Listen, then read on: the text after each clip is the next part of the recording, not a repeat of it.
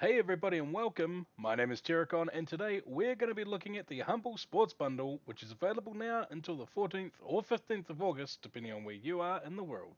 If you aren't able to get this bundle in time, you can pick up these games individually on the Humble Store or other digital distribution platforms.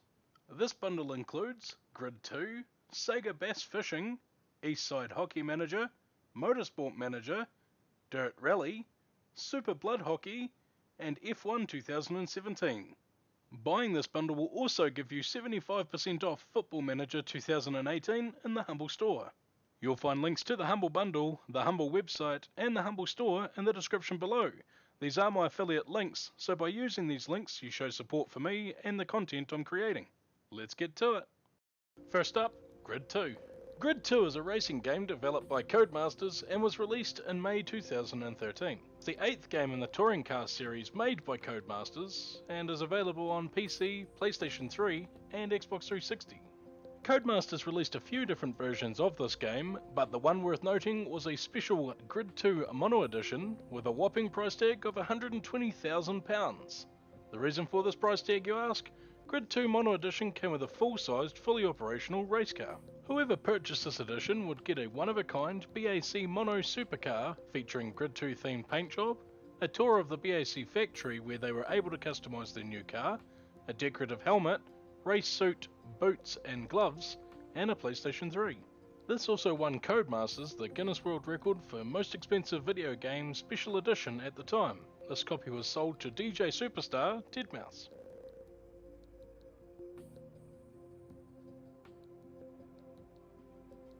In Grid 2, players are starting out their racing career starting with a small garage, selection of cars, and a small fan base. As you win more races, your fan base will increase, you'll be invited to more racing events, and more cars will become available to you.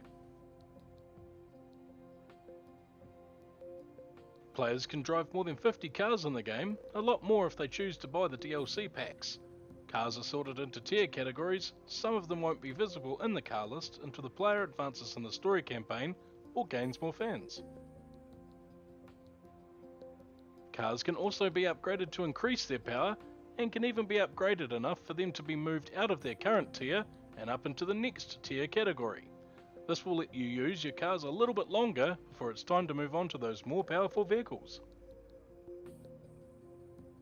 The vehicle list isn't by any means a huge list compared to Gran Turismo or Forza Motorsport, however this means players will use their cars a little longer to get the most out of them.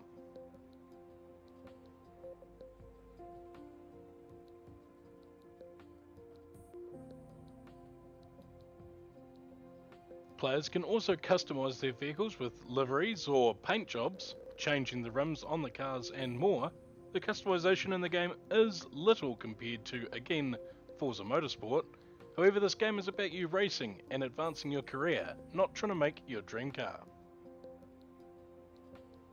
Throughout the game you will be able to brand your car with sponsorship logos. This will help you increase your fan base. With a decent sized track list with both day and night modes, car damage that players can decide be only visual or actual damage that affects driving mechanics, a limited rewind system so you can get a second chance at that terrible corner that wrote your vehicle off, online racing and levelling system, and all the other bits and pieces mentioned earlier. Grid 2 is just good old fashioned fun for those that want to get into a racing game that has an enjoyable and believable storyline. Definitely one worth checking out. Next, we're going to be looking at Sega Bass Fishing. Sega Bass Fishing, also known as Get Bass, was developed by Sega and was released in 1997. This game was available on arcade machines, Dreamcast, PC, Wii, Xbox 360 and PlayStation as a single player game.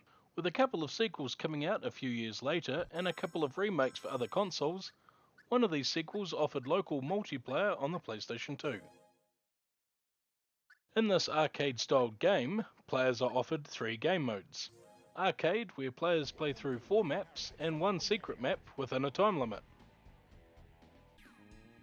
Players have the option of continuing when time runs out and will also gain more time by reeling in fish or following proper fishing mechanics. When players get a certain amount of weight in fish caught, they'll be able to progress to the next stage. This mode can be finished off in a quick 15 minutes. Other game modes include Practice, where players can fish at their leisure without a time constraint, and Tournament mode, where players have an extended time period to catch as many fish as possible to raise their position in the leaderboard for the tournament. This is held over 5 maps and adds a little more substance to the fast-paced arcade mode. The game is a little outdated, but still provides some entertainment. With interesting voice acting and nostalgic game music, whether this is the sort of game you're interested in or not, it still serves as a nice flashback to the arcade era. Rank in. Cave area cleared. Go to next area. Next, we're going to be looking at Eastside Hockey Manager. Eastside Hockey Manager, or EHM for short, was developed by SI Gaming and published by Sega. Eastside Hockey Manager is an ice hockey management simulation game. It was released in early access on Steam in March 2015 and came out of early access in December 2015. In this game, you take the role of manager of an ice hockey team, choosing from over 30 different leagues. These were fictional leagues, as Eastside Hockey Manager didn't have official licensing for team names or players. When you choose your team, you can then make changes to the roster through trading, drafting, and signing new players. You can then scout for new players, set tactics, and play against other teams. The gameplay felt a little overwhelming to me, whether it was because of my average knowledge of ice hockey or not. Right out of the gate, you are met with what feels like endless amounts of tabs and screens to browse through and things needing your attention before you can get into watching your team play. After you've navigated your way through the endless screens, you'll watch the game via a 2D top-down overview of the court. Watching your players represented as little circles duke it out with the opponent team's little circles, during the match you can look through more dauntingly endless tabs and screens. This game was opened up to Steam Workshop, where some keen ice hockey fans were able to create real players, team stats and data that users could put into the game to give them a more realistic feel, and for them to use players they enjoyed watching in the real ice hockey league. Although this game wasn't my cup of tea, I can see the appeal for people who are interested in the fantasy sports leagues, where players can assemble teams of their favourite players from the leagues and pit them against other players online or against computer-generated teams, or even teams made by users in the Steam Workshop. Unfortunately, it won't be one that I'm coming back to. Next, we're going to be looking at Motorsport Manager. Motorsport Manager was developed by PlaySports Games for iOS in August 2014, on Android in 2015, and was later published by Sega for PC in November 2016. Compared to Eastside Hockey Manager, Motorsport Manager offers an easier and more friendly transition into the role of manager, offering players a 2D mode for less powerful devices and a 3D mode for more powerful devices. Lets players have detailed understanding of what was going on during a race, no matter the specs of their device. The game offers short, medium or long races, and a wide range of mods that lets players manage more than just Formula League. When you first start out, you'll have to make your character and pick a backstory for your player. This backstory gives you perks which will help you throughout the game. Then you can pick either an existing team or make your own. I went with picking an existing team, which gives you a small selection of teams to choose from. Each team has an expectation of you and has a projected finishing position for their driver. Outside of the race, you will manage things such as hiring and firing of staff, managing your vehicles, sponsorships, and upgrading buildings and managing your vehicles. During the race, you will manage things such as monitoring tyre heat, determining how your driver will chew through tyres and fuel based on driver aggression, pit stops and replacing tyres, and repairing damaged parts of your vehicles and more. During racing, you will also be given details about the track and the weather, so you can determine when it's time to drop into the pits for a tyre swap and some quick repairs before getting back out there. I had a lot of fun playing Motorsport Manager, definitely one to check out if you're a fan of motorsport.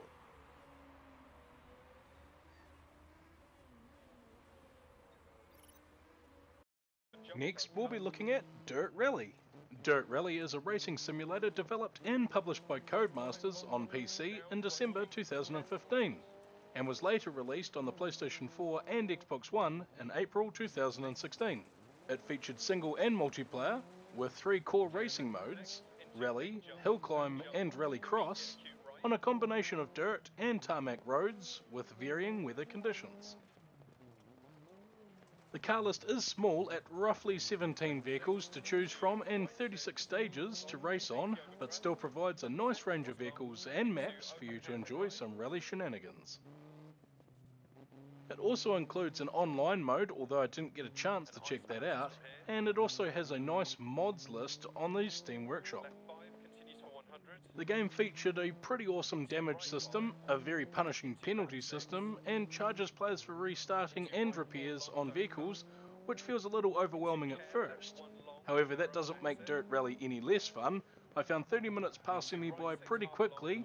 As I played, I was constantly finding myself on the edge of the seat and tensing up when I was getting close to some of those cliff edges or making bad judgment calls.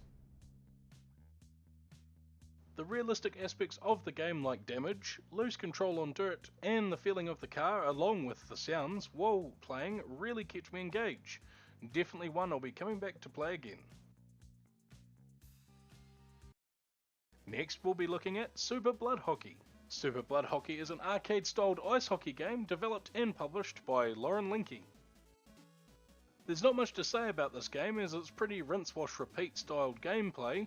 There's a couple modes such as Exhibition Match, which is just one game, Tournament, which is a couple of games, and Tutorial, where it runs over the basics of the game, as well as a challenge mode. The game allows you to have local multiplayer, up to 4 players, and goes into a little more detail when you choose your game mode, letting you pick how long a quarter lasts, difficulty settings, and some special options such as the amount of blood, friction of the puck, elasticity of the puck, taking control of the goalie, and weight scaling. You play with 4 players on the field, and at the start of the match, determine what the role of each of those characters are between 3 choices. Enforcer, a heavy and slower character, perfect for overpowering opponents to steal the puck, and ideal for when the game breaks out into a fight. Playmaker, a mid-sized character who is good at face-off, and medium skilled at skating, accuracy, power, and fighting.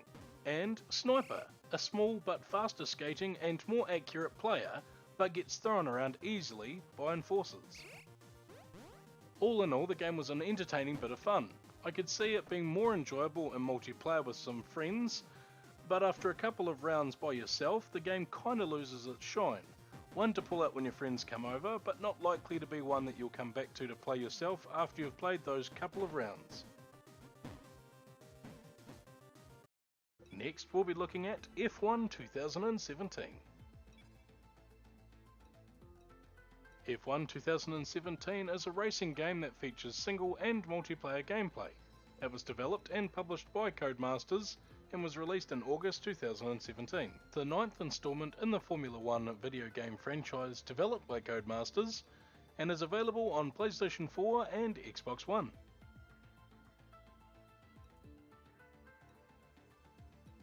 F1 2017 featured a few game modes: Career Mode, Grand Prix Mode, Multiplayer, Time Trial, and Event.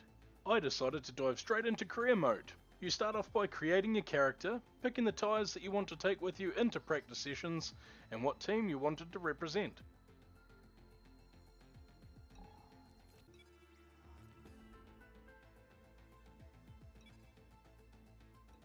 The game opens up suddenly at this point with practice days. This is where you can go out on the track to test out your vehicle, complete team practice objectives which give you resource points, and make changes to your vehicle.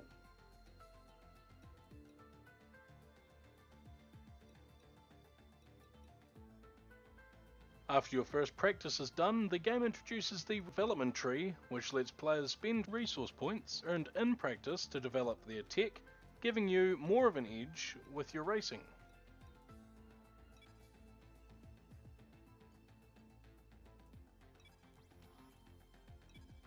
Then it's back into practicing and eventually into your tournament racing.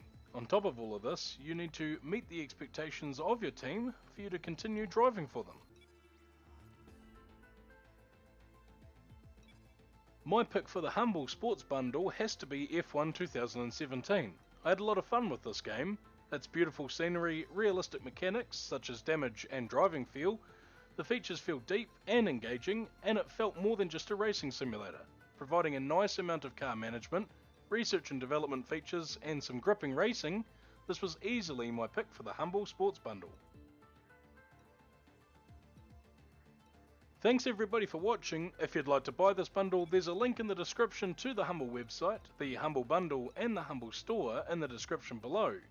These are my affiliated links, so by using them to purchase items in the Humble website, you're showing support for me and the content I make. If you enjoyed this video, please like, subscribe and share. You can also find Terracon Gaming on Facebook. Make sure you like and follow us there for your chance to join in on some future multiplayer content. A link to the Facebook page can be found in the description below. Thanks again for watching, and until next time, have a good one.